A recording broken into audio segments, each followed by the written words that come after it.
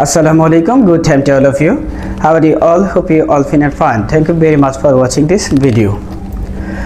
আমি Anwar Hossain, owner of AS Tax Association Limited. AS Tax Association Limited এটা মূলত একটা সেবামূলক প্রতিষ্ঠান, অর্থাৎ ক্লায়েন্টদেরকে সার্ভিস অর্থাৎ সেবা দেওয়া হয়ে থাকে।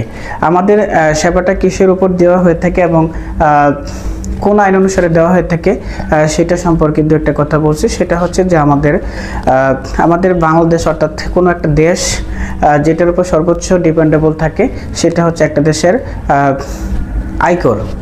তো বর্তমানে বাংলাদেশ সরকার যে আইনটা করা হয়েছে আয়করের উপর, আয়কর আইন 2023 এবং অর্ডিন্যান্স ছিল 1984।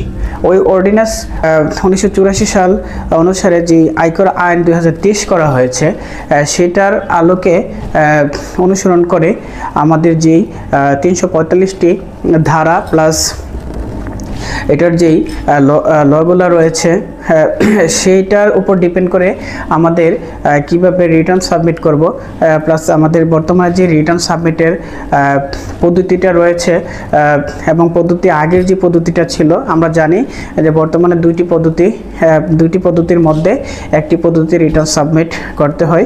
আগে যে পদ্ধতিটিতে আমরা হার্ড কপির মাধ্যমে রিটার্ন সাবমিট করতাম সেটা ছিল সাধারণ পদ্ধতি অর্থাৎ জেনারেল মেথড, আর বর্তমানে যেই রিটার্ন সাবমিট পদ্ধতি রয়েছে সেটা হচ্ছে স্বনির্ধারণ পদ্ধতি অর্থাৎ self employment return submit method.